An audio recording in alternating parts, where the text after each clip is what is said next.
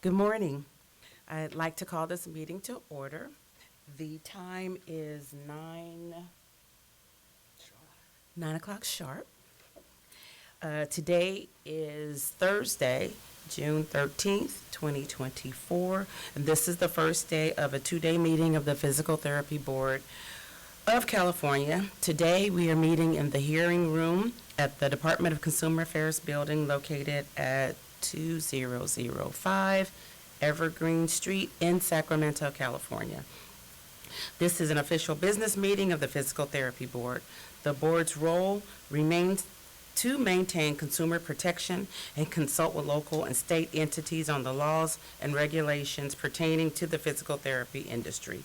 We will take public comment on specific agenda items, and at the end of the meeting, there will be a comment session for items not on the agenda. Public comments must be specific to the agenda item that is being discussed. If you make a comment during a specific agenda item that is not related to that topic, you will be directed to hold your comments until we reach the appropriate agenda item. All comments that do not directly relate to an item on the agenda should be held until the agenda item for items not on the agenda. The board follows the Open Meeting Act, so while we accept and appreciate the public's comments, we cannot respond to those comments. Now it's time for a roll call. Tanya McMillian, Aye. Present. Dale Armstrong, Present. Karen Brandon, Present. Katarina Ellaby, Present. Sam Q, Present. Alicia Ben-Amen. Here. All members are present, and the board has a quorum. Thank you. Now we'll have the reading of the board's mission statement by Dr. Dale Armstrong. The mission statement of the Physical Therapy Board of California is to advance and protect the interests of the people of California by the effective administration of the Physical Therapy Practice Act. Thank you, Dr. Armstrong. I'd like to add that this meeting is being recorded and minutes of the meeting will be prepared. Now we will move on to item number 4 on your agenda, review and approval of December 6th through 8th, 2023 meeting minutes. That was not me. Hey, good morning. Can you guys hear me? My name is Kim Rozakis. I am the Board Relations Liaison, and today I will be presenting the December 2023 meeting minutes for board consideration. So we're going to start on page 8 on the meeting materials. Okay. Page 9.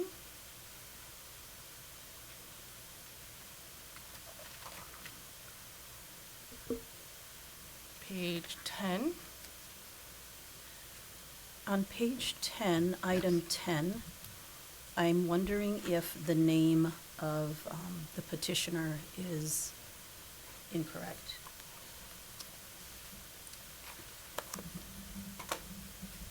I will look that up. Yeah. Thank you.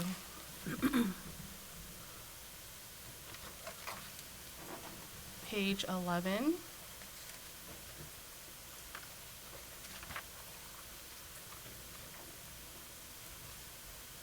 Page 12.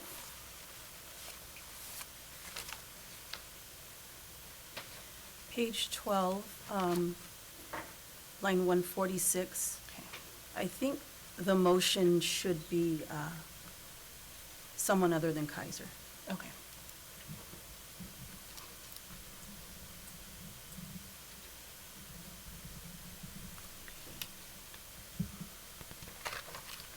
Page 13.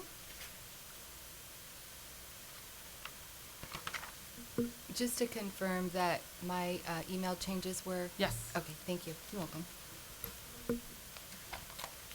Page 14.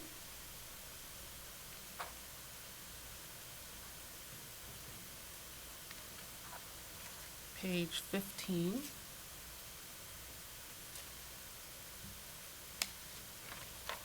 Page 16.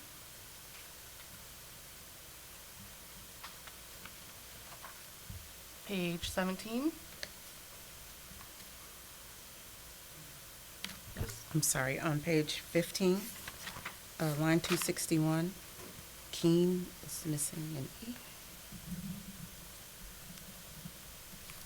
Thank you, Tanya.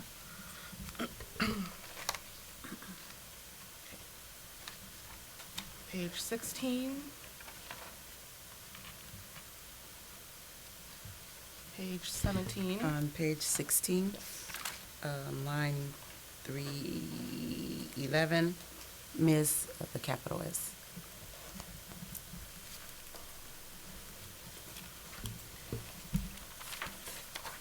Page 17.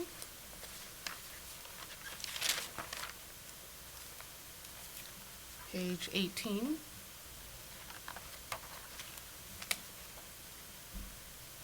Page 19.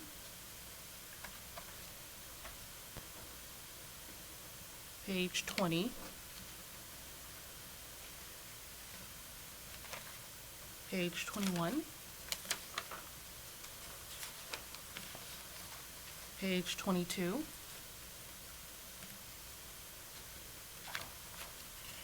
Page 23.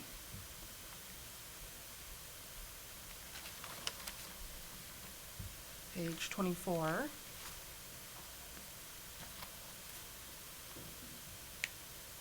Page 25.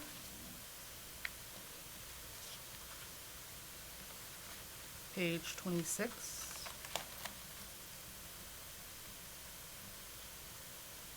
Page 27.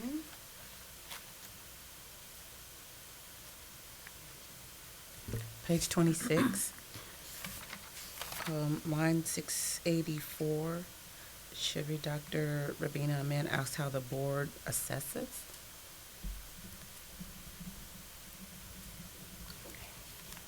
Thank you, Tanya. Page 27.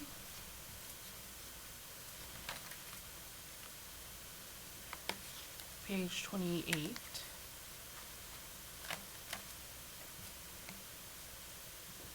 Page 29. Page 30. Page 31. Page 32.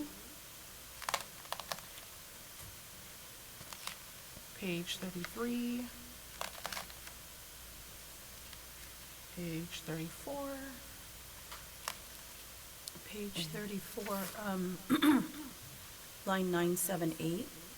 I believe the nominee should say Dr. Brandon.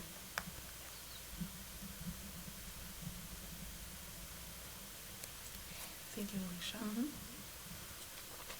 And last page, 35.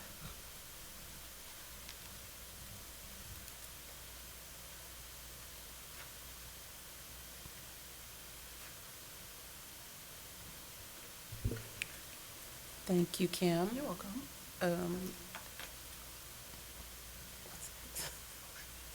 Motion to approve minutes for December 6th through 8th. I motion to approve the minutes for December with the corrections added. Thank you.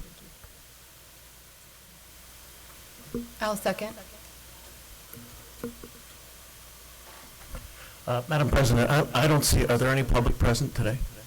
Hearing none, we can dispense with public comment for motions and for all items. I'll let you know if someone, if we have a member of the public arrive. Thank you. Any further comment from board members? Hearing none, we take a vote. Tanya McMillian, Aye. Dale Armstrong, Aye. Karen Brandon, Aye. Katarina Eleby, Aye. Sam Q, Aye. Alicia Benayamin, Aye. 6-0, motion carried. Thank you. Thank you, Kim. Moving on, we'll move on to item 5, President's report.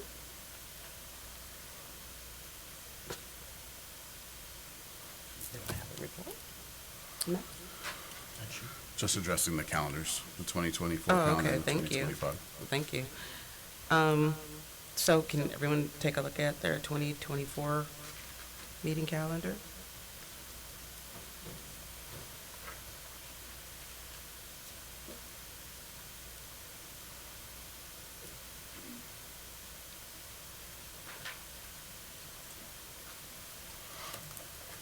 Any comment, any discussion on the 2024 calendar?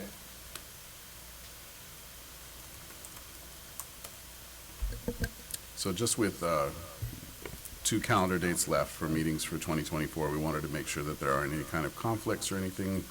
Having said that, for the September meeting, we are still trying to coordinate with Sac State University to have the meeting on their campus. Logistically speaking, we haven't quite ironed it all out, so the alternative, if it doesn't work out, is we'll be back in this hearing room for that meeting. Again, some of that might kind of depend on logistics and monies and what kind of expenses we might incur. So just something to be aware of. Does the budget revision have anything to do, will that affect our September meeting? So the only kind of aspect that might affect the decision-making process between Sac State or this hearing room is any kind of fees that the campus might actually charge us for hosting the meeting on-site. And so if those are minimal, then we're still good to go. If they start to get to a point where they don't seem to be worth the expense itself, then we will invite Sac State and Sac City's PTA program to come here into this room and still try to get the same effect without that expense. Thank you, Jason. Other than that, the travel arrangements are the same. The cost of travel would be almost identical, actually identical really at that point. So that's not much of a consideration. It really just is if there's additional expenses for hosting on a campus. Thank you.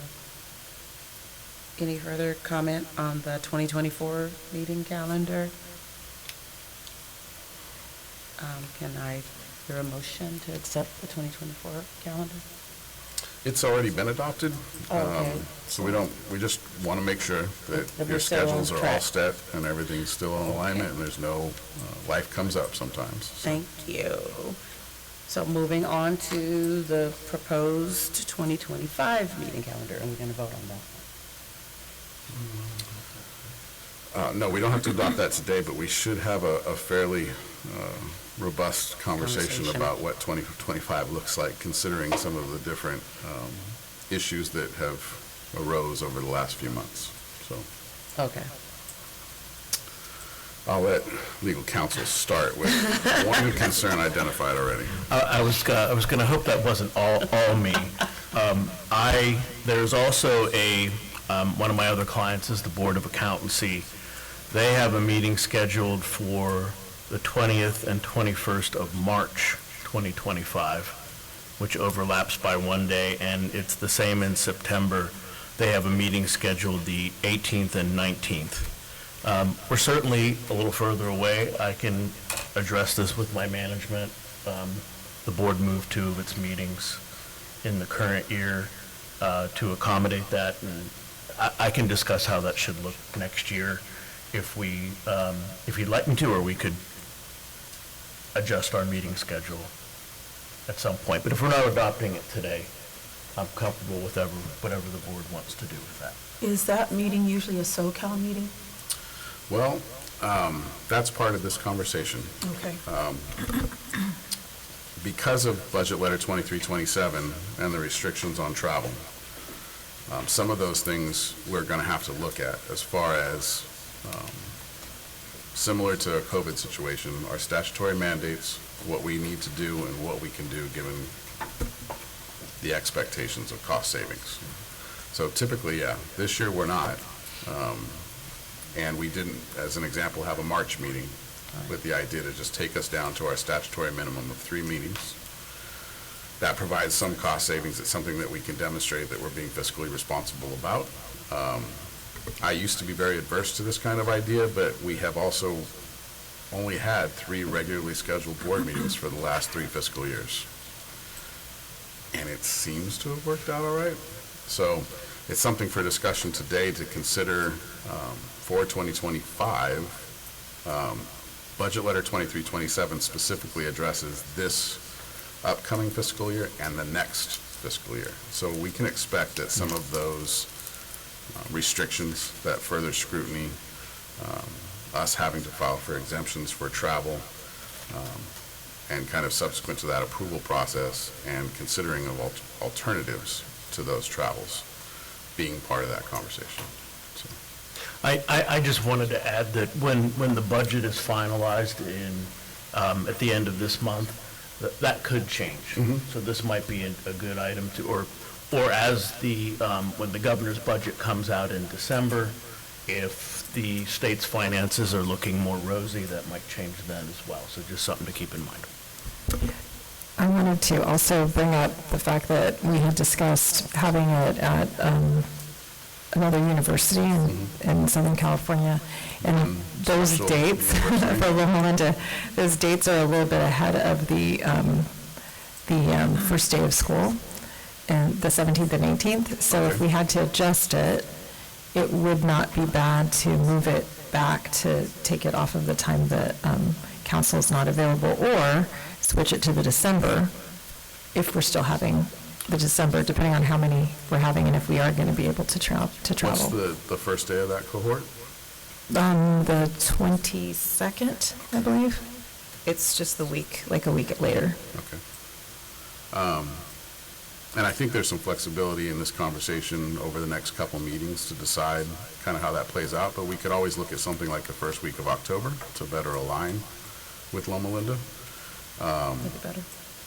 If we're going to do that, we just kind of have to be cognizant of, if we move one, we kind of have to look at the others to make sure that we're spacing them evenly.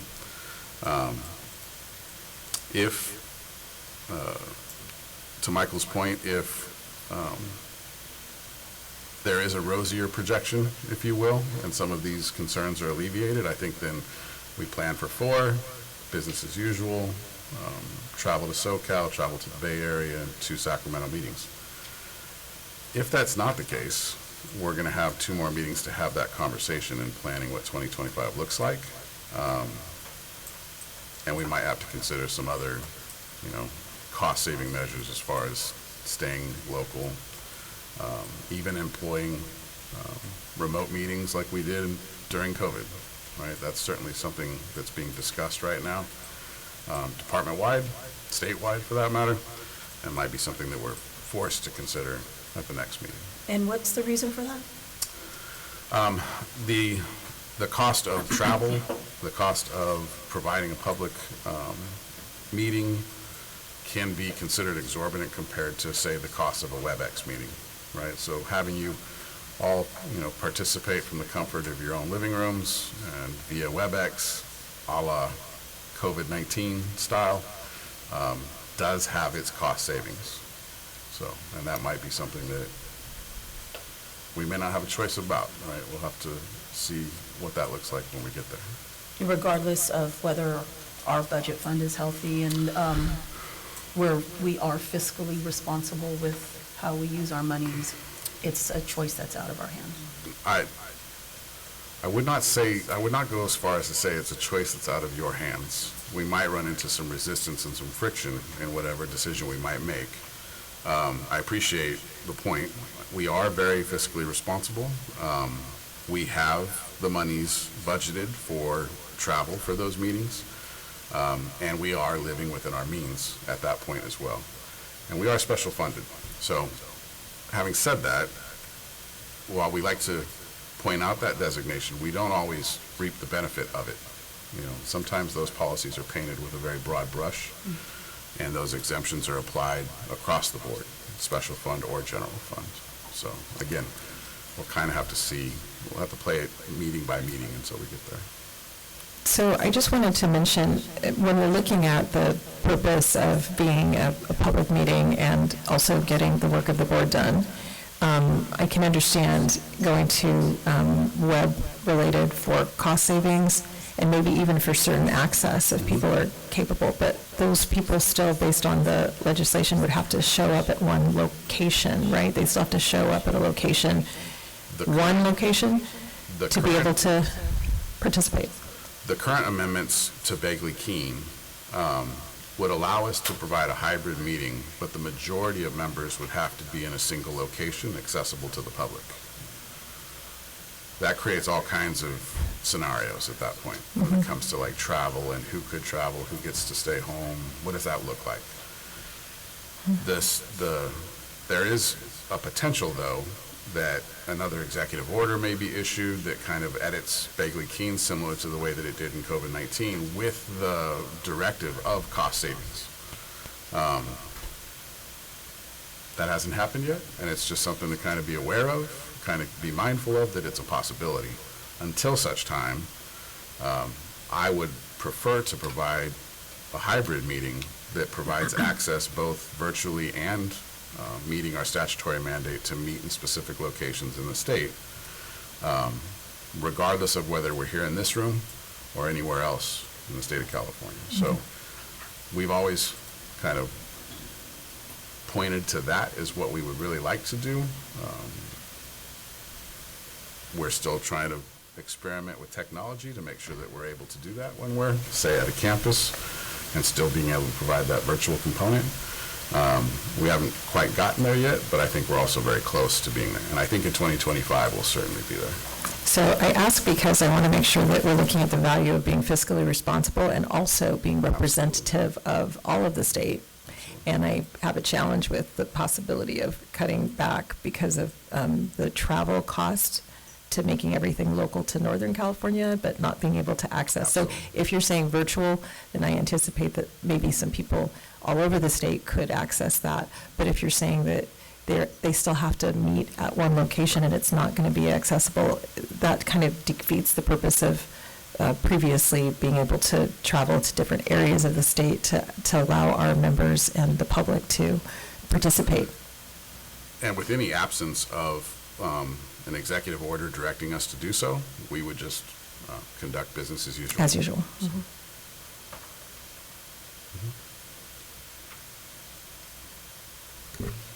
Any more comments, discussion on the proposed 2025 calendar?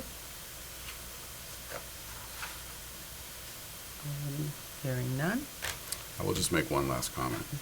It is mine and staff's very much need and want to return back to Loma Linda for a board meeting. So that's definitely something that we are thankful for Dr. Brandon for even making arrangements for. No problem, we're excited. Okay. Moving on to item 6, the executive officer's report.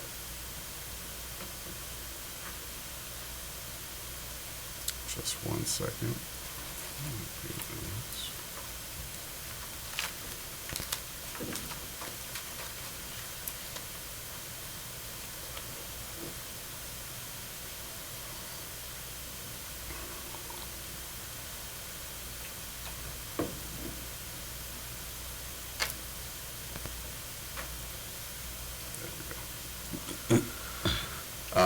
Okay, so first what I'll like to start off with is, one, it is good to see all of you again. It has been quite a while. When we canceled the March meeting, I had a thought of, what are we going to do with 6 months of time in between meetings? What are we going to do with all that time? It's kind of like a void, right? So here's a quote about voids. Youth always tries to fill the void. An old man learns to live with it.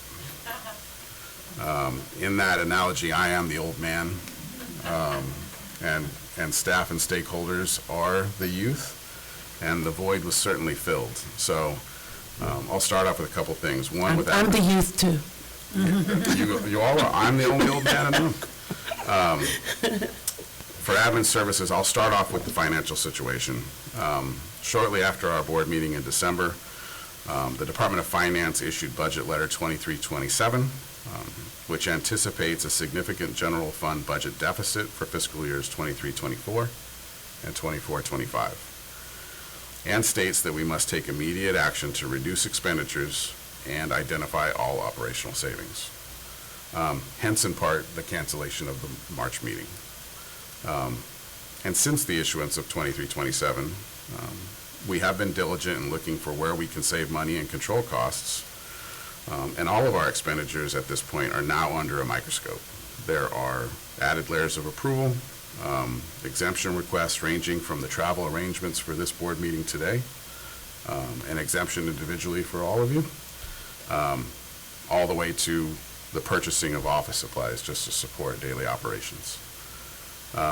Most recently, with the governor's May revise of the budget, we also know that more constraints may be coming, including an expected 8% reduction in our overall budgets and a vacancy sweep involving 10,000 positions statewide.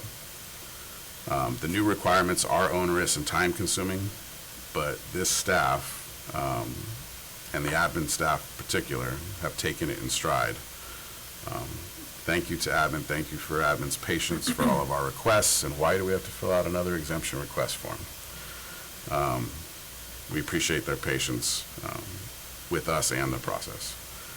On to the next is staffing itself. With a 10,000 position vacancy sweep, there is some concern. We currently have 2 vacancies, both are which in the application and licensing services unit, an AGPA lead position and an AGPA continuing competency analyst position. We are actively and urgently trying to fill those as soon as possible, hoping not to be subject to losing them to the vacancy drill. We are trying to beat the clock, but the clock is ticking. So, any questions about any of that? Yes. Yes. Can you help me understand how looking at the PTBC or other boards under a microscope helps the state? So again, I'll go back to that kind of broad brush approach where those policies are implemented regardless of special fund or general fund.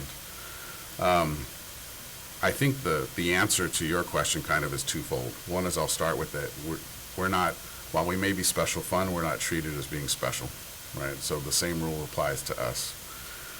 Aside from that, while we are special fund, the monies in our funds are subject to loan.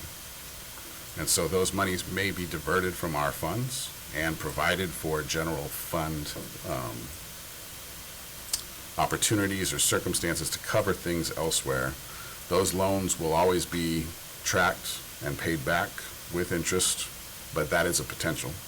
And so one of the reasons that they would like all of state service to kind of batten down the hatches, if you will, and tighten the belt, one is for uniformity's sake. And then the second is those funds are still subject to expenses elsewhere. Thank you. Jason, you mentioned that there are now added layers for approvals. What does that look like within your department? Yeah, so as an example, just take board travel, right? So as we're making arrangements for hotels, airlines, car rentals, those kind of things, we are submitting on top of our normal requests an exemption form for those as well.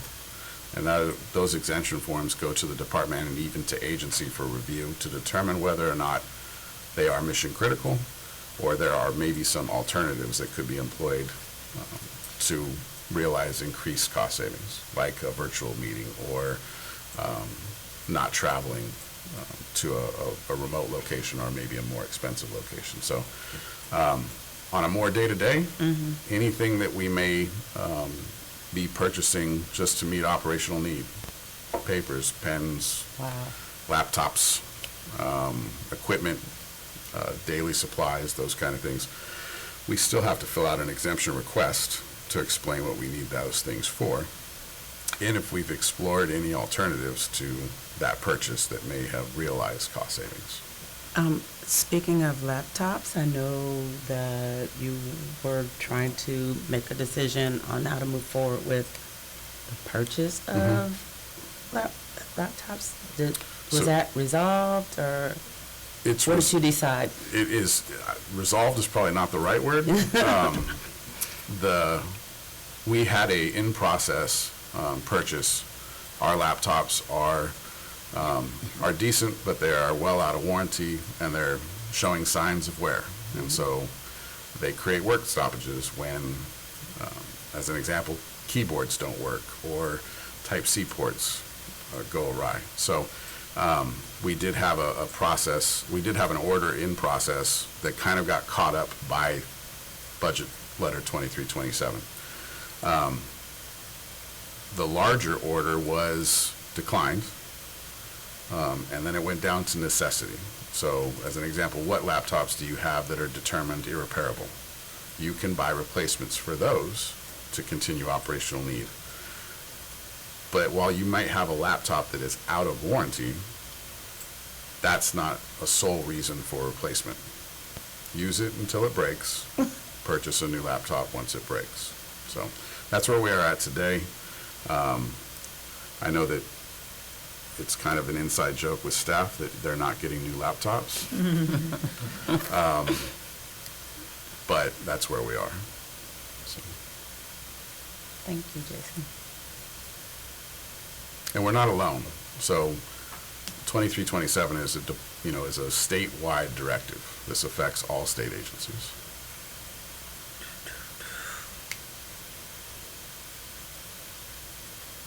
Thank you. Okay, so next topic. Application services. I'm not going to report much here.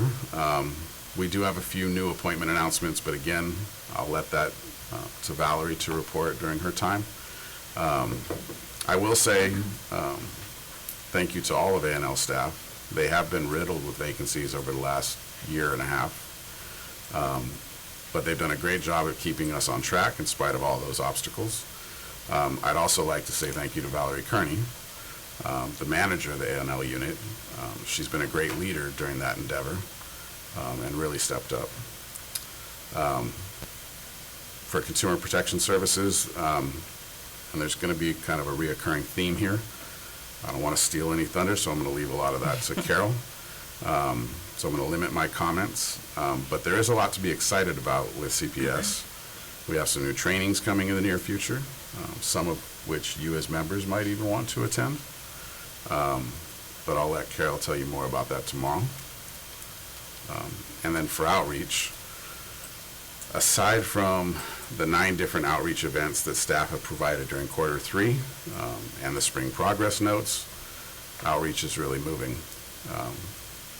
Obviously, with budget cuts, this is one of those things that will certainly be affected. But April and staff have come up with some creative ideas for the future at a very low cost, of course. But we'll be doing another PTBC Town Hall Q&A with CPTA in August. And you might even see us providing some additional outreach presentations to new audiences. But I'll let April tell you more about that when she reports. And that's it, just some highlights. What are the barriers to filling vacancies? The recruitment process itself can be very lengthy. When we put out a posting for a vacant position, you could have hundreds of applications come in to kind of vet through to try to determine who are going to be a good candidate pool, even for the interview process. And there is a little bit of some, I would say, unnecessary friction maybe, right? So once we do that and we do select candidates for interview and we conduct the interviews, every once in a while you'll find out that while you may have found what you think is your candidate in the interview process, a few things could happen. You could find out that they don't even meet the minimum qualifications for that position. And so that kind of derails you, and you have to either go on to the second candidate or go back out and conduct second interviews. Before you go on, isn't that something that's screened for before you even interview them? Unfortunately not. That's terrible. A portion of the screening is done, but the complete screening is not. So but there are a couple other scenarios too, and we've suffered from them over the last year or so, where we actually make an offer and the day before that person is supposed to start, they change their mind and back out of the offer. And so we've initiated that process, we've started onboarding them, we've set up all the IT, we've made all these different arrangements. And then we just have to start all over again. But don't you have candidates 2, 3, and 4 backed up? We do. But sometimes by that time, they've either attained new employment elsewhere or have bowed out during the process themselves too. So, and sometimes it is fairly easy, right? The first runner-up says no, so you go to the second runner-up and it works out. But sometimes it doesn't. So, other than that, it is just time-consuming to run multiple vacancies at the same time. So.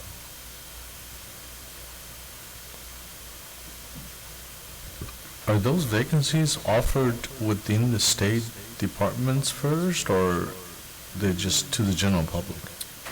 Yeah, there's no pre-selection to existing state service. It is obviously easier for somebody that's already in state service, especially if they're just transferring from one classification to another, to qualify. But those postings are all provided to general public as well. And so we are screening applications for both employees who have previous state service and employees who don't. All right, thank you. It's just hard for me to wrap my mind around because I've only been in the private sector. I don't even pretend to know what's all involved with public service. It seems like it should be easier, but I'm sure there are a bunch of hoops to jump through. There are definitely hoops to jump through. I would not say that it's unnecessarily difficult. Sure. I mean, there are things that the steps are in place for bargaining unit reasons. There are steps for employment protection and those kind of things, and I certainly understand that. I think right now, though, with where we are with both with Budget Letter 2327 and the Governor's Revise and the expected announcements, coming for July 1, that there is a sense of urgency and expediency and, just getting these two done. One of the other things that can create this kind of reoccurring vacancy report for you guys at each and every meeting is that we also tend to promote from within. And when we promote from within, we create a new vacancy, which then that vacancy needs to be filled. And if that vacancy is also promoted from within, there's a new vacancy. As an example, when our former AEO, Alcia Barra, retired, the finality of that recruitment process happening took quite a while because there were a number of recruitments from within and promotions from within that left vacancy after vacancy and had somewhat of a domino effect. So.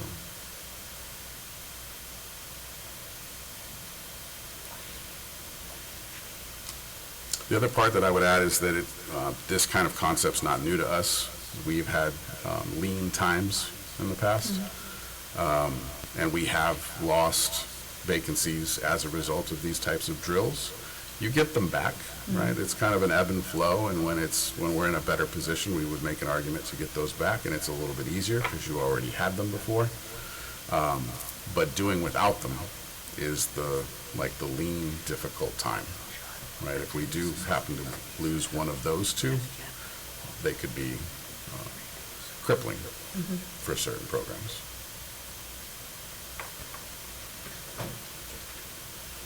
Okay. Thank you. Jason, any further comment from the board? Any public comment? I'm sorry, I wanted to say something. I just want to commend your team and all the things that you have done to adjust and still work through some of the challenges. And certainly some of these things are out of our control, but you still manage to push through and make it so that it is a working, environment that is positive and doesn't feel like, there's a loss. But also I think it's really important to keep in mind that, whoever comes in is contributing to making a great team, So it does matter who gets in those roles, and also they'll be very, very lucky to have the group that they are joining on to. So I hope more people that are listening might consider how awesome it is to be a part of this board. Ditto what Dr. Brandon shared. I feel the same way. Okay, so any further comments from the board? Any public comment? I'm hearing none. Then we will move on to item 7 on your agenda, Consumer and Professional Associations and Intergovernmental Relations Report. We have a gentleman from DCA here this morning, and so I think I'll just take some things out and let Mr. Clifford speak. Mr. Clifford is upset with me this morning. We somehow managed to schedule this board meeting on the same day as the beginning of the U.S. Open. Yeah, no. I'm unhappy with everybody. Thanks. Good morning. Good morning. As Jason said, I'm Brian Clifford with the Department of Consumer Affairs Executive Office. Thank you for the opportunity to join you today. First, on May 10th, Governor Gavin Newsom released the May revision of the proposed 2024-25 state budget that reduces and stabilizes spending following the COVID-19 pandemic. The budget proposal includes cuts of one-time spending by $19.1 billion and ongoing spending by $13.7 billion through 2025-26, a nearly 8% cut to state operations, and a targeted elimination of 10,000 vacant state positions, as Jason mentioned. Once the state budget is finalized, DSA will share all information and guidance received from the Department of Finance.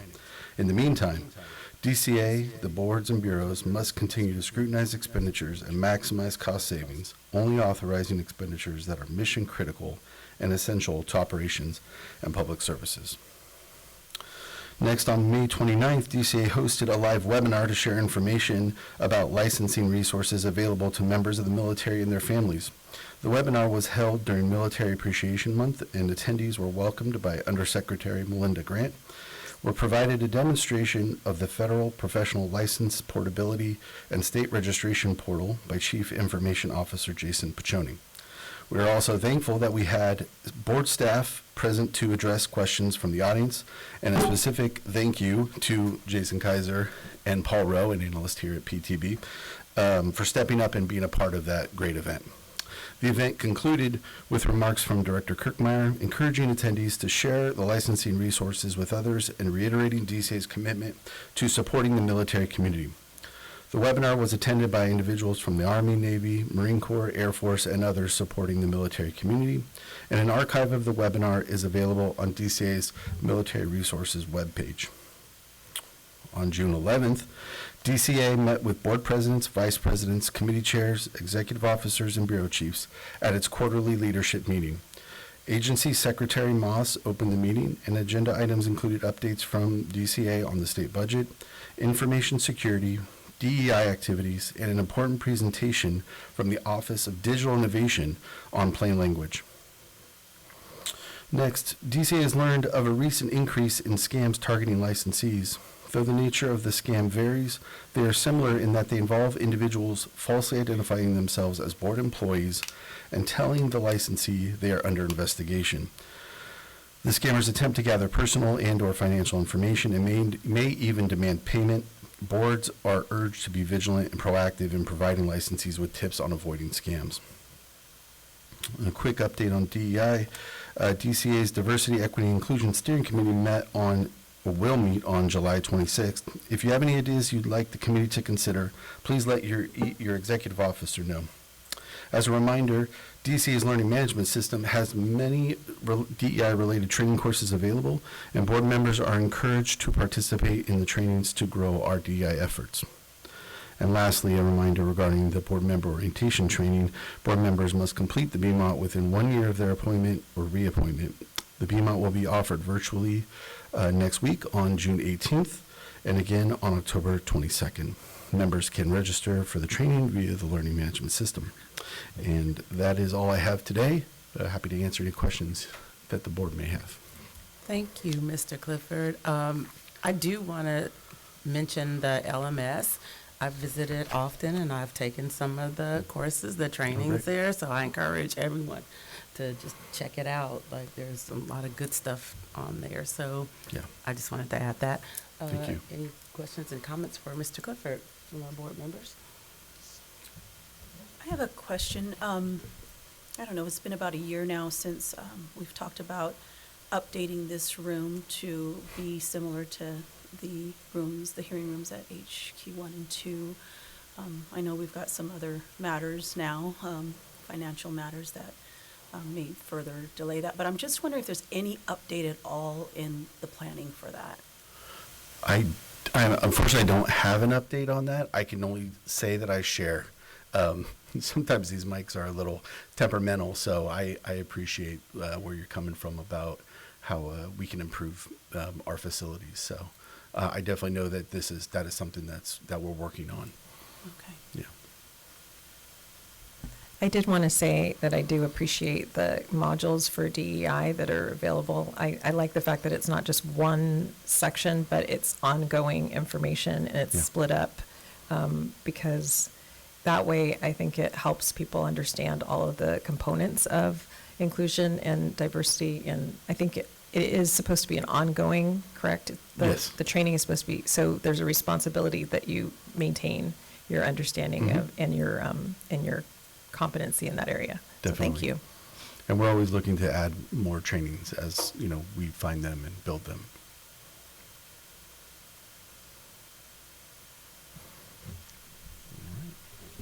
Thank you. Any further questions, comments from Mr. Clifford? Thank you, Mr. Clifford.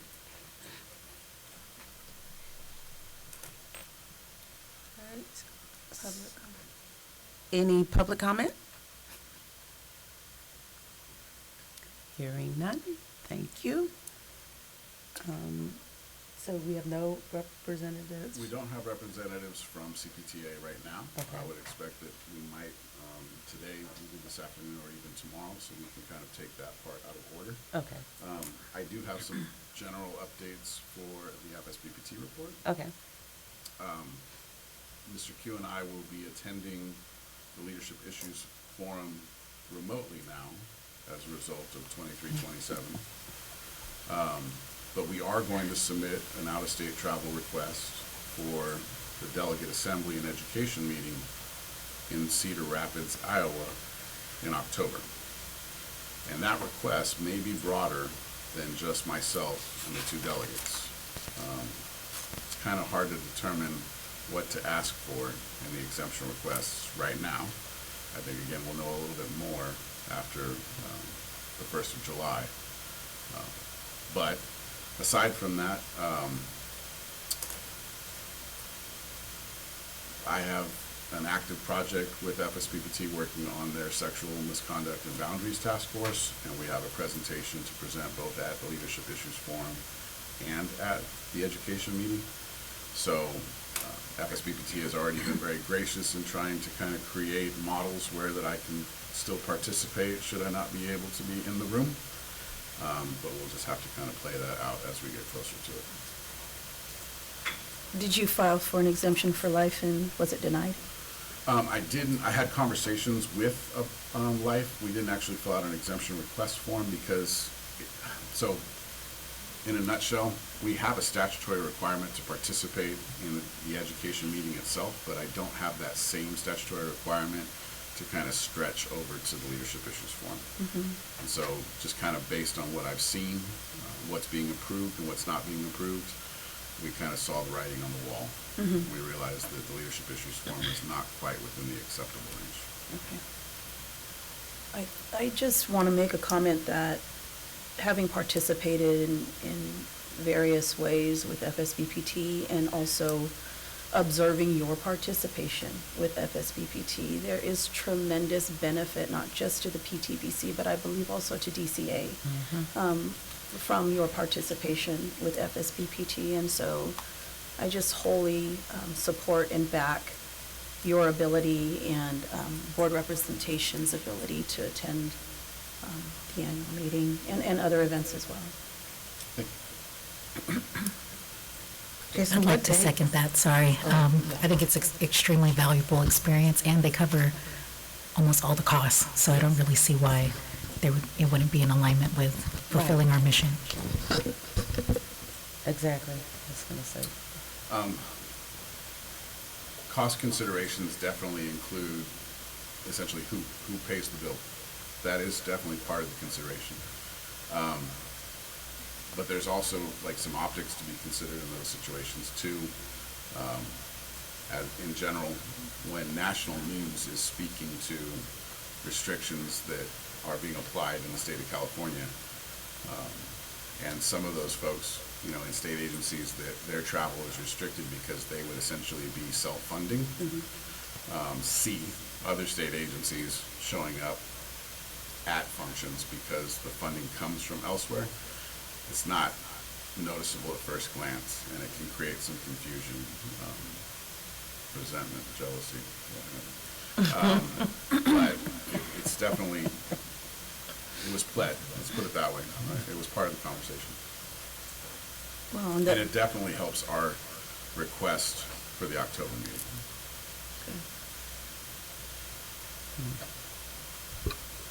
Do you think the October meeting is going to be shut down also? I'm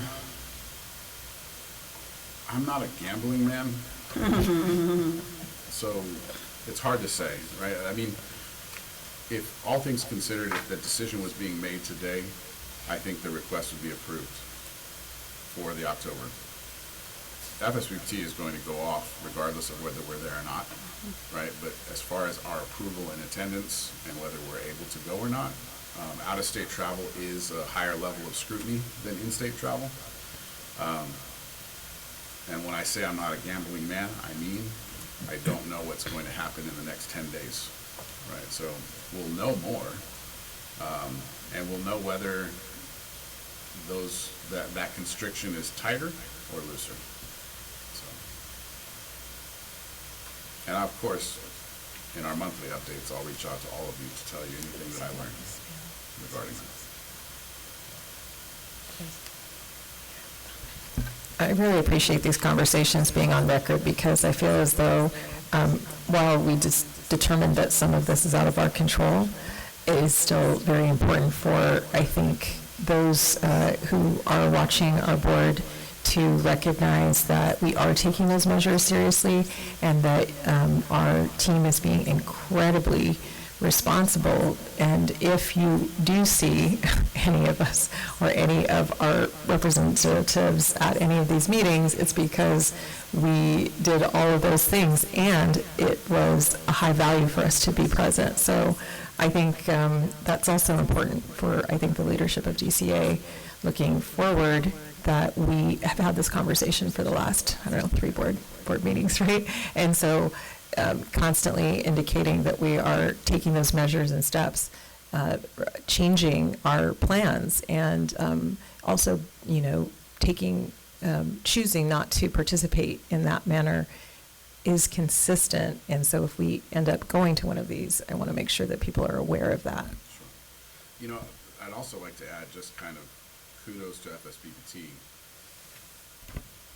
Kudos to FSBPT for providing that kind of flexibility to still allow us to participate at that level. FSBPT provided a regulatory training in May, and our Assistant Executive Officer, Sarah Conley, attended it remotely. And if you want to add anything to it, from what I've heard, it was, I would not say maybe as valuable as in-person attendance, but it was still high in value. And it allowed for her to participate in those trainings with those people that were actually present in the room. Yes, good morning. Sarah Conley, Assistant Executive Officer for the board. I did attend the regulatory training virtually, and it was a great opportunity that I would hope that everyone gets. I learned so much more than, I've been here for a long time, and I still learned an incredible amount about the regulation of physical therapy, but also any other profession. So just kind of philosophical issues and discussions. And the FSBT, while in person, is obviously ideal for networking and having the opportunity to interact with other states and board members as well as staff. I mean, everybody attends these trainings and events. But the virtual component was done very well. They did breakout sessions, and they had staff from FSBPT lead those breakout sessions. So I don't know if any of you, sometimes in virtual trainings, you get put into a room with your, classmates or, people that are participating, and everyone kind of doesn't know how to start or continue a discussion. Well, they had individuals in each group facilitate those discussions. So it was very valuable, and they shared a lot of materials. So if we can, attendance remotely, obviously, I think is great, but in person, I appreciate the board's support on that because that's the best opportunity. So, thank you. Thank you, Sarah. I'll just add one last thing, and this is kind of, you've heard it probably over and over again. When we participate with FSBPT, more often than not, there's usually just one or two of us, in that particular conference or presentation. And we're the largest state in the union. We have the largest licensing population, and sometimes we feel a little outnumbered when we go to those conferences. So I have, over the last 2 or 3 years, kind of expressed a want, maybe is probably the best way to say it, to get a little bit more of a group to attend some of these things. Obviously, it's probably not the most opportune time, but I'll just leave that there. That's why I said when we make the request for out-of-state travel for October, that I still would like to try to get more than just the 3 of us to go, and include staff as well. That's also very highly encouraged by FSBPT. They're really looking to get enforcement coordinators and licensing coordinators and investigators in the room and have everybody involved in the conversation. Having said that, they will only fund those 3 positions. So anything above and beyond those 3 positions will be at our expense, and those would be obviously more highly scrutinized in that request. So, but just something to keep in mind. And that would be October. It's actually Halloween. I know that's not the most opportune time for some people, but I don't know. Cedar Rapids and Halloween might be fun. I'd like to thank Dr. Brandon for her comments and echo the value that we get out of participating with the FSBPT. There might be a perception that people go to conferences and skip out here and there and take advantage of what's going on, but that's never been the case for us. Even though we're going to these wonderful cities, there is little opportunity to take advantage of these wonderful cities. You just go somewhere, you adjust to the time zone, and you take in all that is offered. And it is one way for us to gauge how we're doing against, not against other states, but compared to other states. And I'd like to say that I oftentimes leave these events, I'm sure Ms. Ellaby can jump in and comment as well, being proud of being from California. We're different, but I'm proud of the work that staff does and that we do, and some of the policies that we have and some of the policies that we push back on. We don't just jump on the latest fad or trend as far as regulation goes. We look at it very carefully. And so these conferences are and activities are events that we really look forward to going to because we want to learn and we want to be better. So I hope we can continue to participate. To your point, they very much are working meetings, right? I think all of us can speak to, there are times where we are attending these and we may not ever see the light of day, right?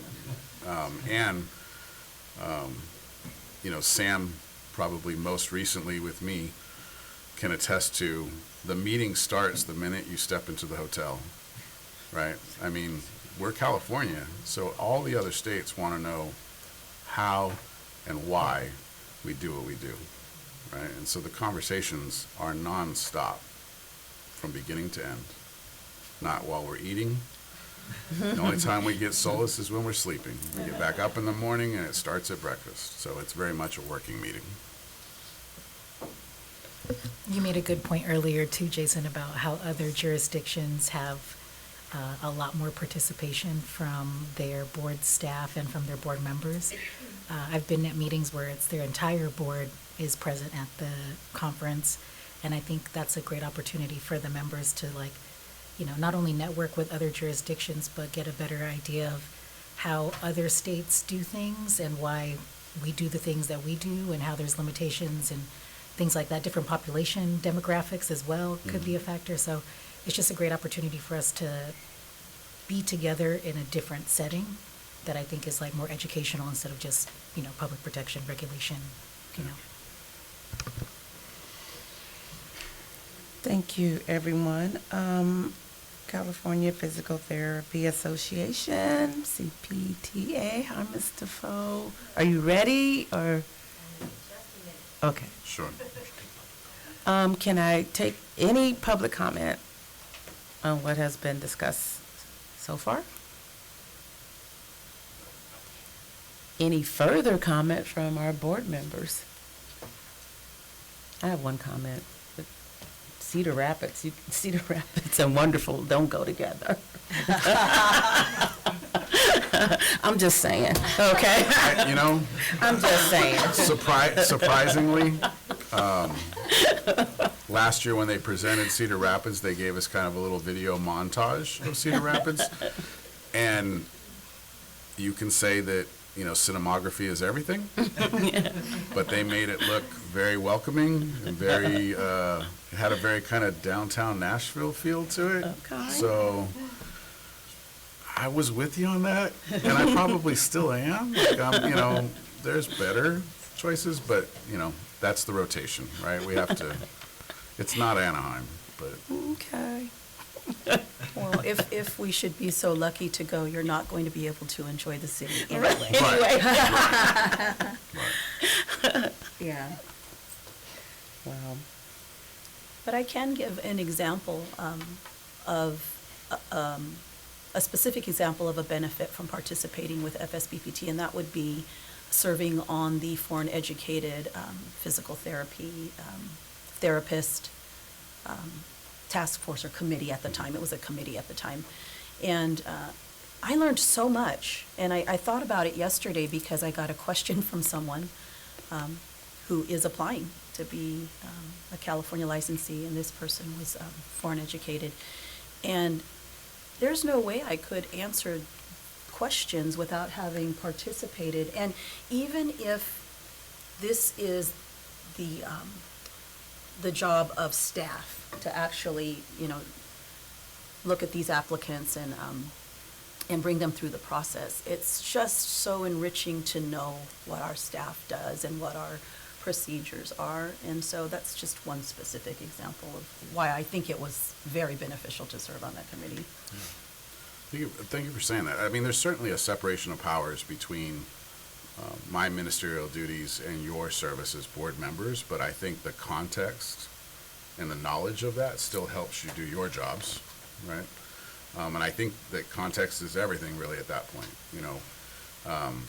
just kind of and I think Sarah can speak to this, the revelations and the epiphanies that you have when you find out the things that we take for granted and how we do them here in California, and all of the different, models that are slightly different from ours or drastically different from ours. And just kind of, to your point, realizing we're a fairly polished product at that point. It is very well suited for this state. So. Well, and Jason, you and I have had so many conversations regarding foreign educated PT, and we're able to have that conversation because of the experiences that we have. And we want to make it better. Absolutely. We want to decrease barriers. We want to make it better for those applying. We'll be touching on that again later in the strategic plan conversation. Ms. Defoe? We were just providing some filler airtime. I thought that might be the case. Good afternoon. No, it's Morning. morning. What time is it? I don't have a lot to share at this point. Some of the other things are on the agenda coming up, like legislative activities, that sort of thing. So I want to be here and participate in those conversations. So I'll just remind everyone that our annual conference is coming up sooner than we think, September 21st and 22nd, San Francisco at the Burlingame Hyatt. And we really hope that the PT board will be able to attend, and you'll have a booth if you're able, and so we'll just keep in contact about that. But it really does mean a lot to our members, our attendees, to have access to the PT board for questions and just for you to be able to connect. So we hope that can happen. Can I just add that we will be filing an exemption for that, so you know. Great. We very much would like to attend as well. That would be great. Thank you. Education is one of our main priorities. Our webinar Wednesdays that were established a few years ago have really continued to take off. Web seems to be the preferred still mode of education, and so that's going well, and we're just pleased that we've scheduled a date with Jason Kaiser to present on behalf of the PT board. So that is August 7th. That's scheduled for August 7th, so we're working on that, and we want to thank Jason for agreeing to do that for us. And the rest of this is legislation. We'll talk about that. So really, those are the main things, our advocacy activities. Our PT Ledge Day was March 12th. We had a really good turnout, had a lot of meetings, and we're able to advocate on behalf of physical therapy there. And number of bills that we're following, the one that we are sponsoring this year, again, is AB 2289, which is legislation that would allow PTs to sign off on disability placards. That's going well. It's moved off consent in pretty much every area. So currently just passed on consent out of the Senate Transportation Committee. So then it will likely go to approps after that. That's where it is currently. And we just want to thank Jason and the board for continuing open lines of communication between our organizations with quarterly meetings that we've set up where we can meet together and share information between the two organizations. And that's really been helpful for us, and we hope that it's been helpful for the board as well. That's it. Any questions from the association? Do you have any updates on your task force for the modernization of the Practice Act? Yes, that's on my list. Oh. No, so we have, the modernization task force is sort of done its part, but there's still a task force in case other issues come up, but right now it's moved to the Government Affairs Committee and the Quality Practice Committee. There's no, language has been developed and is fairly finalized and in a place where it can be presented. So that's what we'll be working on, is presenting it to external stakeholders and trying to get feedback and potential buy-in going forward. And then we will be looking at next year, if there is going to be legislation, if we feel like it's ready, then it would likely be next year. I hope it's okay to ask. I'm just curious if dry needling is part of the conversation? It is part of the conversation, absolutely. Thank you. Okay. All right, any other? I had a question. I was wondering if anything had come to the association regarding OTAC's position statement regarding including pelvic health, and are the associations discussing any of the relationship between pelvic OTs and pelvic PTs as OTs have put forth their white paper? I will have to look into that. I mean, we are interested in pelvic health and PTs, and we do work with the OT Association on a number of things, but that particular white paper is not something that I'm familiar with, so we'll look into that. Thanks, Okay. Okay. Thank you. Thank you. Any further comments from the board? Any public comment? Hearing none, thank you, Ms. Defoe. So, moving on to item number 8. For number 8, I think that it would be a good time to take about a 15-minute break. Okay. That way we can get the presentation materials booted up and give you guys a chance to stretch your legs a little bit. Sounds good. What time is it? It's 10, so 10:10. 10:25, we Perfect. shall return. Thank you.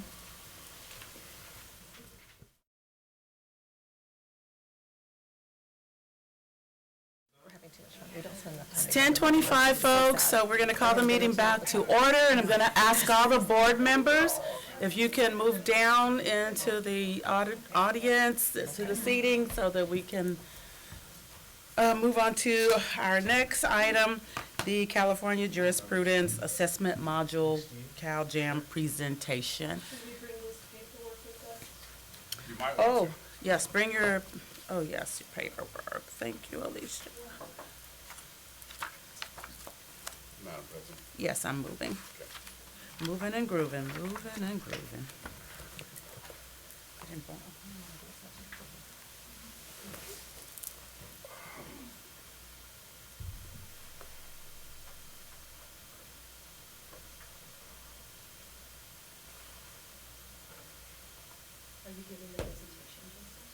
I'm going to say a few words about it first, and then the presentation will present itself.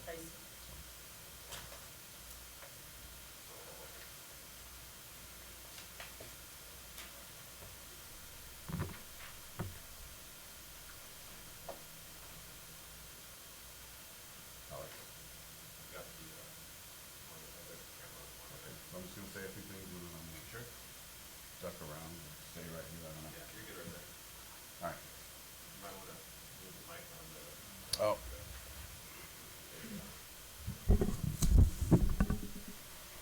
Okay. All right, so our next agenda item is a presentation on developments with our jurisprudence examination. And what you'll see on, to kind of open this conversation is this first slide is the first slide from a presentation that we gave on this topic at UOP in 2014, 10 years ago. And we were dreaming about a new jurisprudence option 10 years ago. I'm happy to say that come July 1 of this year, we'll be going into that new era of a different jurisprudence exam. On the agenda, you'll see that this presentation was supposed to be presented by Jeff Rosa, who is a member of FSPPT staff. He's not able to be with us today, but we have kind of like the next best thing. And you'll see as we start this video, our communication and education analyst, April Beauchamps, interviewed Jeff. And you're going to watch that interview, and he's going to kind of walk through the different steps of what the jurisprudence exam is going to look like moving forward. That exam is now going to be branded the CalJam, and JAM is the Jurist Assessment Module. But I'll just let Vincent cue up the video, and we'll go straight into it.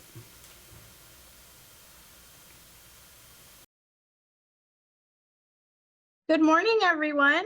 Hello, my name is April Beauchamp. I'm the Communication and Education Liaison for the Physical Therapy Board of California.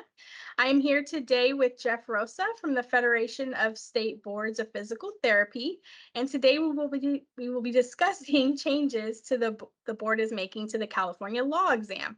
Hi, Jeff. How are you this morning? I'm doing great, and I'm excited to be able to chat with you this morning about the upcoming changes to the California law exam. Well, I'm excited to be able to sit with you today and hear all about these changes. And to start, can you please just explain to everybody what the Jurisprudence Assessment Model, also known as the JAM, is?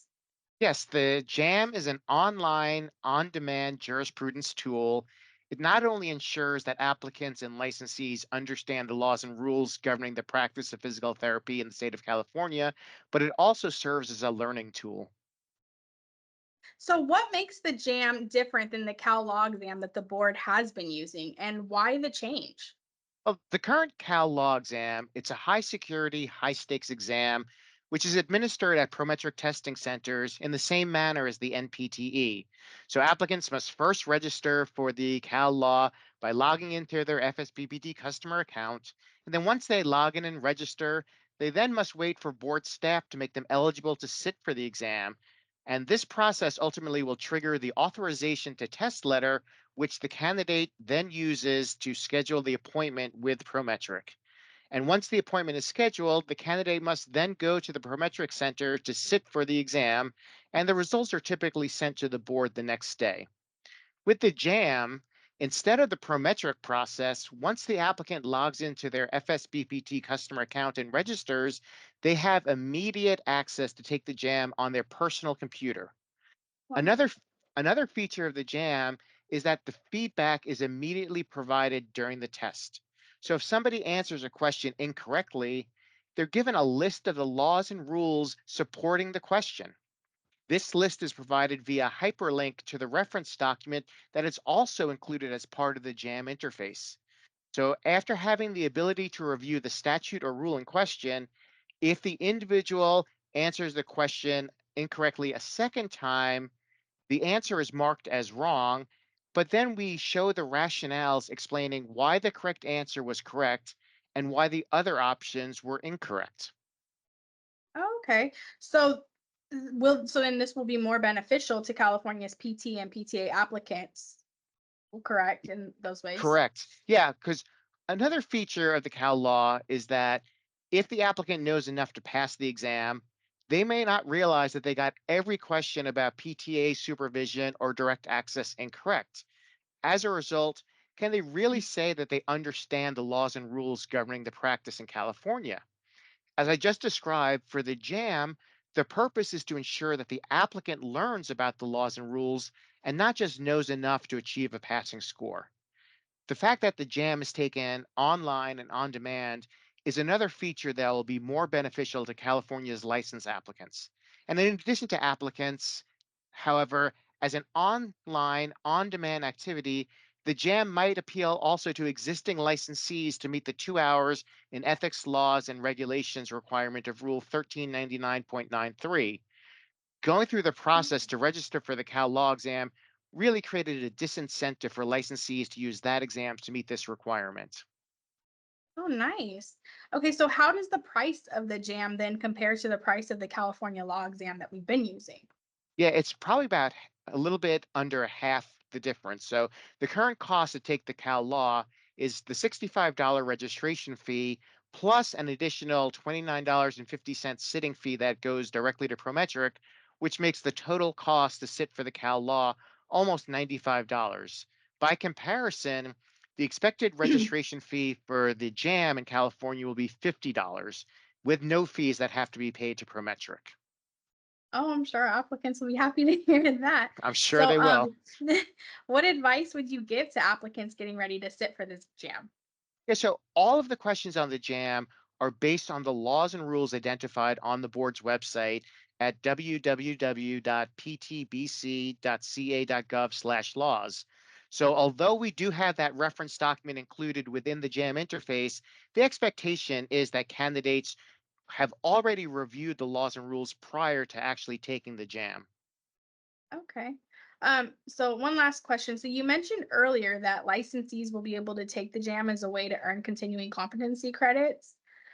Will this be more beneficial to them also than them taking the Cal Law exam in the past? Yeah, absolutely. So as I had said, the JAM can be used to meet that ethics laws and regulations requirement in the rule. And also, we know that nobody was going to go through that whole lengthy Prometric-based exam process to meet that 2-hour requirement. We really think that the ease of registering and sitting for this online on-demand JAM is going to be a lot easier for individual licensees to utilize the California JAM to meet this requirement of the rules. Awesome. Well, this sounds like great news for our applicants and licensees and even, consumers because it's a learning process as well, right? So thank you so much for taking the time to meet with me and explain the exciting new changes coming to California. No problem. Thank you for having me.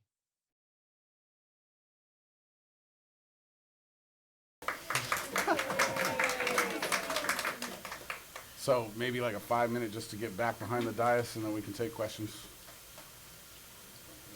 Yeah.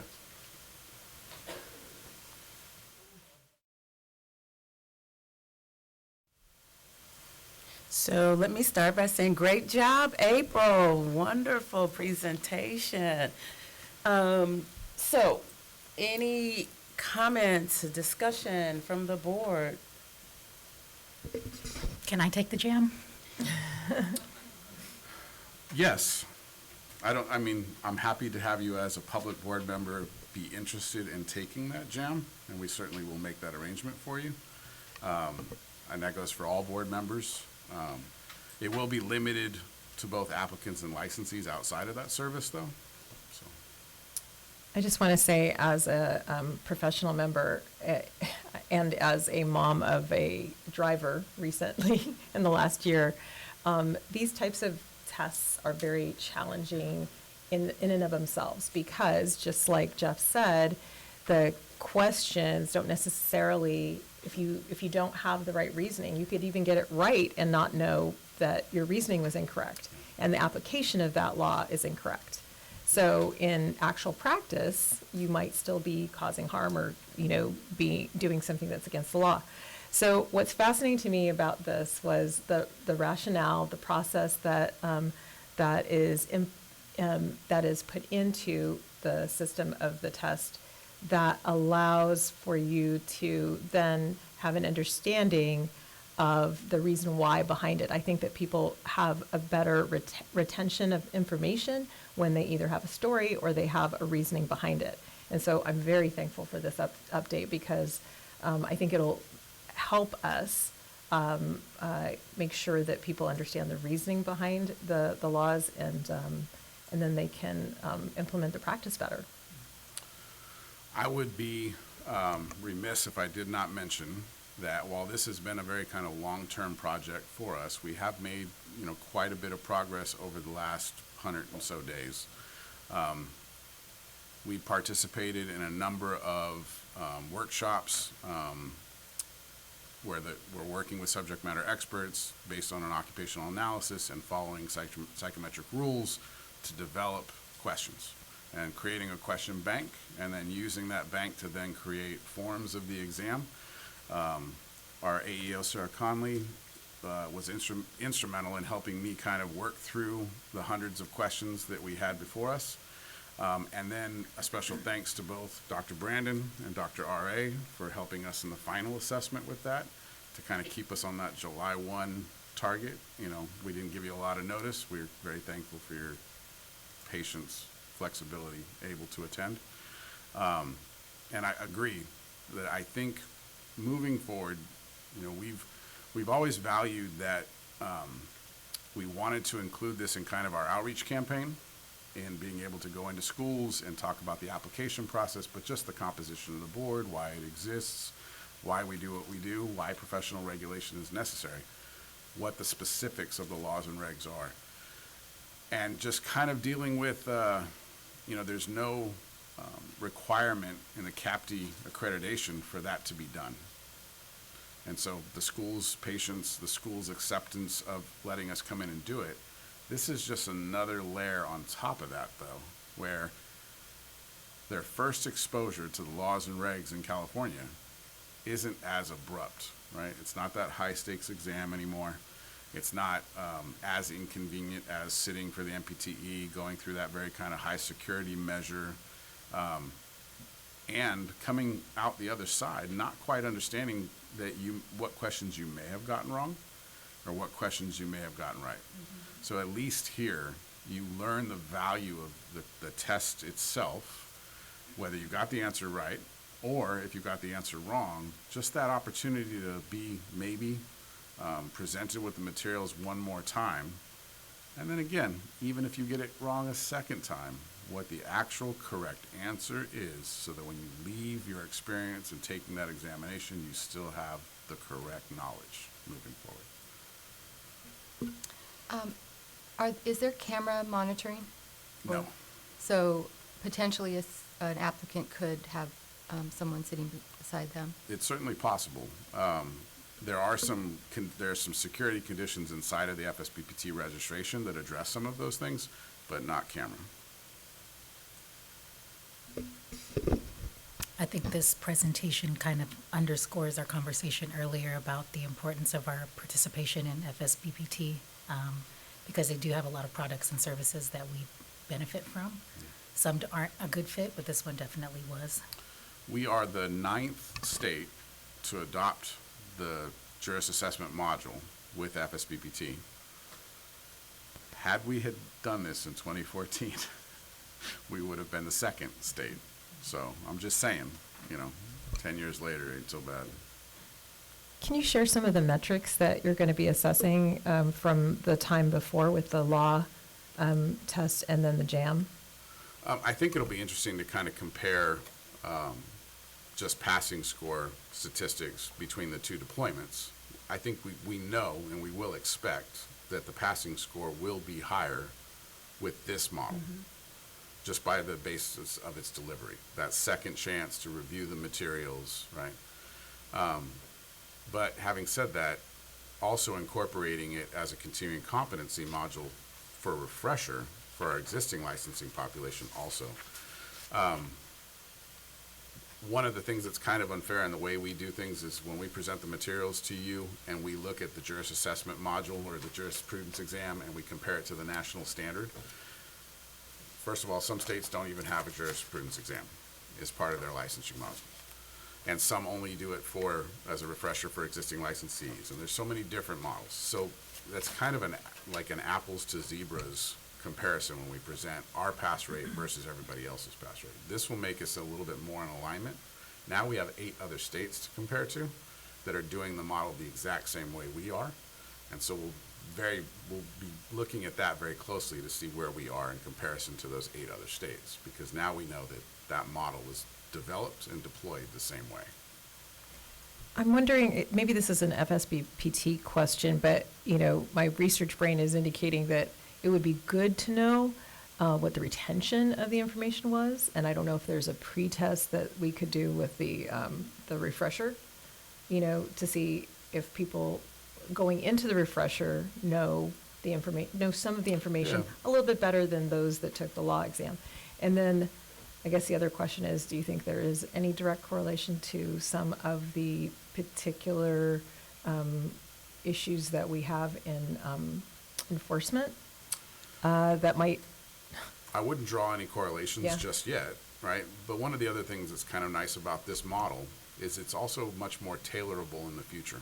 So as an example, we see trends or things happening in the enforcement data, we can bolster or strengthen the value of the question, or even change the outline to kind of quantify in a better area. We'll have more conversation about this tomorrow with OPES, because one of the next steps is doing an occupational analysis, which will kind of drive that outline that all of these questions are driven by, and that occupational analysis can result in a different outline. And so the nice thing about the JAM, though, is it's much easier working in collaboration with FSBPT to change the forms of the exam, to develop new questions on the fly as a result of new legislation or new regulation. Where in the old model, we had to expend quite a bit of money, right? We would have to bring in and do a whole nother task force, bring in a whole group of subject matter experts, pay those expenses, and in trying to adhere to those psychometric rules, expend monies doing so. But this model allows us a little bit more flexibility and a lot more cost savings.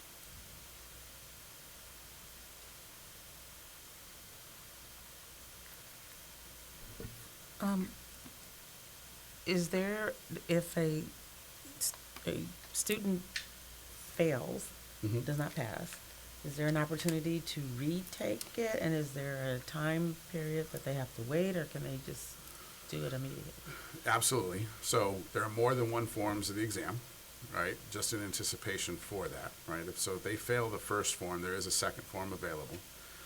Currently, when we have situations like that where an applicant fails the first exam, because of Prometric rule, there is a delay in how long that they have to take before they can actually go back and sit for the exam.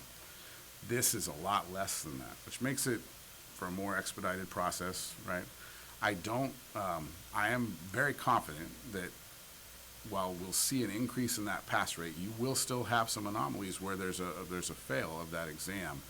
And again, that comes back to some of the concerns that we voiced in previous meetings, where we know that the first time pass rate is not as high as we'd like it to be, but the second time is much higher, right? Once somebody's been subjected to the exam, fails, goes and reviews the material, possibly for the first time ever, passes the exam at a much higher rate. So that can still happen here, right? But I think because of the learning tool side of this deployment, they'll be able to do that in real time, right? They get the question wrong, and then it says, okay, that question's wrong. Here's the materials for you to review again. They get that second chance. If they get the question wrong again, it's marked incorrect, but then they're presented with the correct answer from that point. So they leave that experience with that knowledge. Is the exam timed? That's a good question. It is currently with Prometric. I don't know that it will be, but I can get that for you. God forbid that this should happen, but if by chance it's discovered that someone cheated, Yeah. what are the consequences of that? Very much the same way it would happen today, right? So if an applicant or a licensee is found to be circumventing the exam, we have both statutes and regulations written identifying that as a violation, and it could lead to a disciplinary action. And it could also lead to sanctioning by the FSBPT as well. So we have had experiences with the national physical therapy examination when there has been proof of that, where not only did we take action on them in their application process, but FSBPT had their own sanctions applied to it as well. And some of those things included a suspension of time where they were not able to take the exam, and even community service and kind of an earning back towards taking that exam for the second time.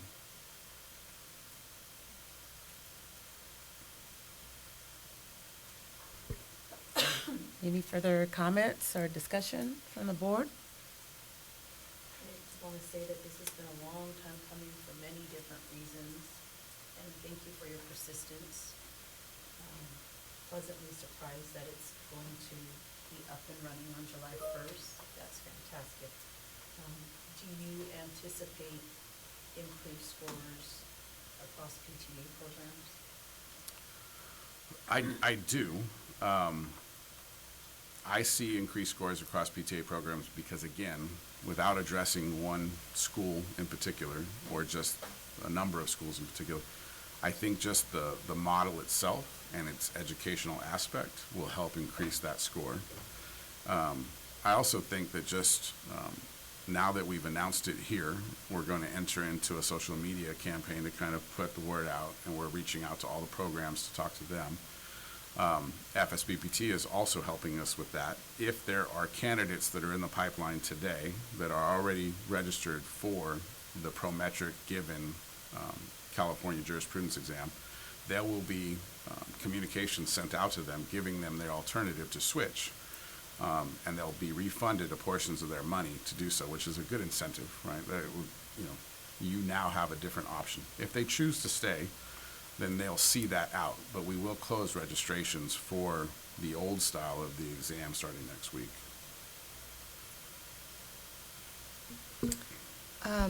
Do the PT applicants and the PTA applicants take the same module? They do. Okay. I might add, I am digging the new moniker, Dr. R.A. Yeah, that's really cool. Once again, kudos to April. Like, she really did a very good job with that. So now I'm looking forward to the podcast. The skills are showing themselves, right? Like, Right. So kudos to April. Kudos to Vincent. He did the video Yes, editing to Vincent. get us up and running. One last thing to kind of add to it, kind of a shameless plug, is the value of this, not just for applicants, but also for licensees, right? So we've always had it on our rules that licensees could take the jurisprudence exam and get credit towards their ethics or even just their general education. There wasn't a lot of incentive when it cost $100, when they could take a course that maybe cost $10 online. You know, so now this might, even at 50, might serve as more of an incentive for somebody to challenge their knowledge base and make sure, you know, understanding that the fail is never going to be held against them as a licensee. If they got to take it again, I'm only going to give them credit once they pass. So, but for CC credit, it's just definitely a good tool as well. So will this video be posted on the website and e-blasted or what Yep. have you? eBlast is a little bit different, Yeah. but eBlast with a link to take you to the video. Yes. Yeah. Any further discussion? Any public comment? I'm hearing none. And we shall move on to agenda item number 9. Discussion and possible board action regarding the strategic plan. So in your materials, you have the completed draft of the strategic plan as a result from our strategic planning session in December. It was provided to us by Solid. After staff and I reviewed, there were very little edits to be made, but what you have before you is the plan that we would like members to make a motion on for adoption. I think it draws out a really good roadmap for what's expected of us over the next 5 years. Some of those things we've already discussed in topics at this meeting, and some of those things we've already finished as achievements.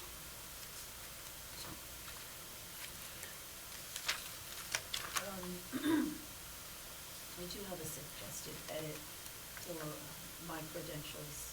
It should read PT, DPT licensing. We'll make that change.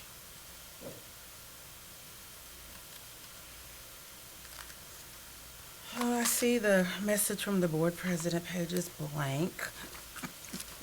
For now. That's the stress of it all. Okay. I think any feedback that the rest of the members might give you today can help drive that president's message as well. Okay, all right. I love how you have faith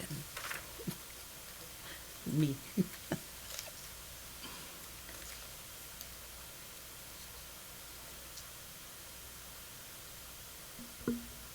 President McMillian, I just want to say that the statement that you made in the previous progress notes was amazing, and that could be plugged into the message here. Thank you. I think that's what we shall do.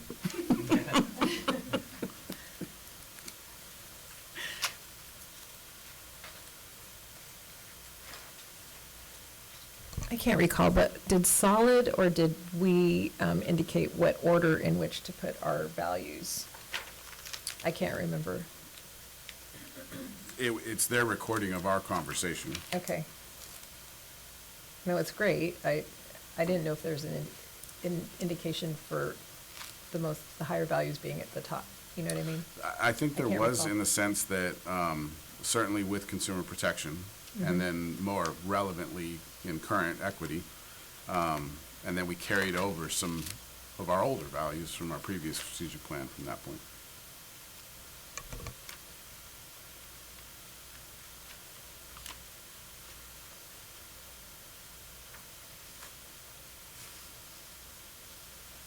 I just want to speak to how interesting it was to go through this process and how hard and challenging it was to synthesize the most important things down to something so small, the document. I mean, it's a really economical use of language, let's just say that.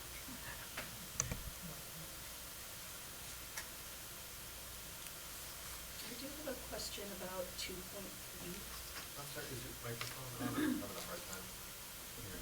Thank you. I have a question about 2.3, assess licensing exams to encourage moving licensing exams to an online platform. How's that different than what we're already doing? We're not doing an online platform currently. Mhm. We will be come July 1. Correct. Gotcha.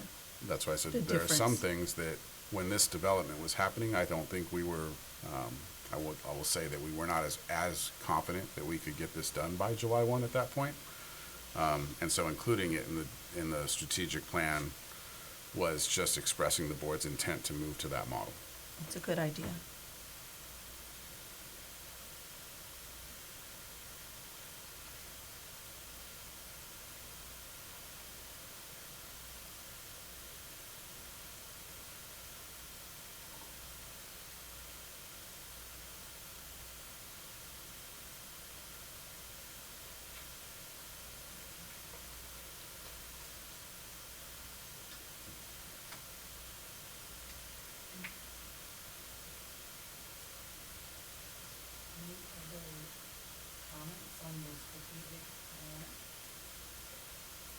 I'm just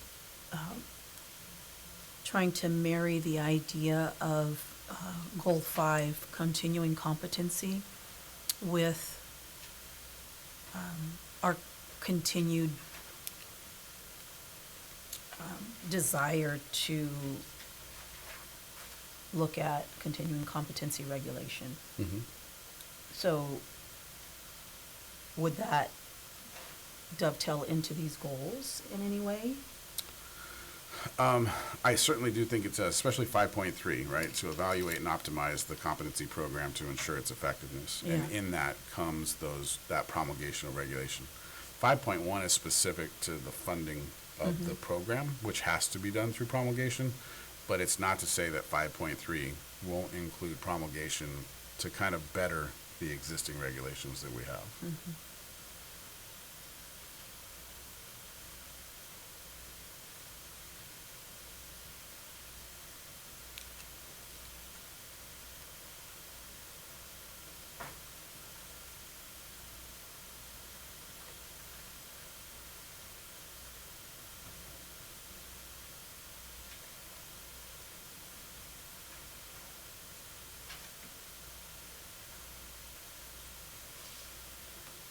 I move to adopt the strategic plan.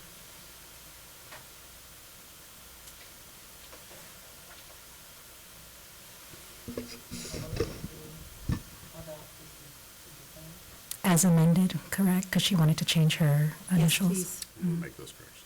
Second.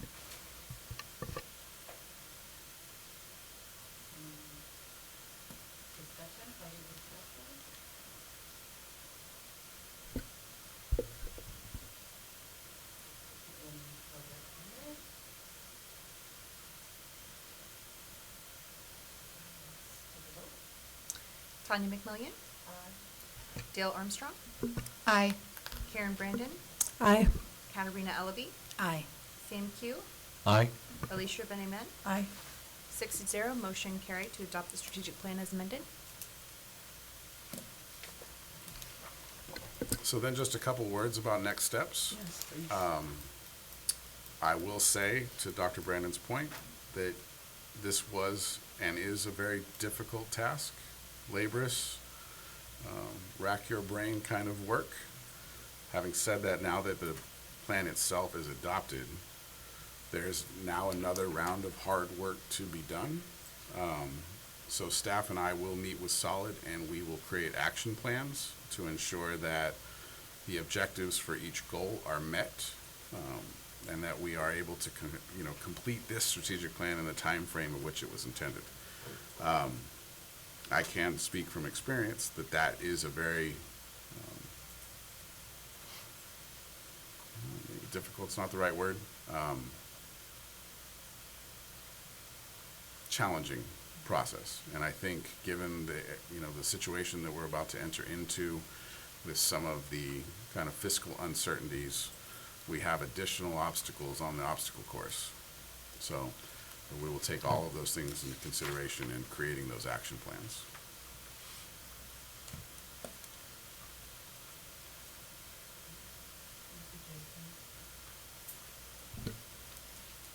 Okay, moving on to agenda item 10, public comment on items not on the agenda.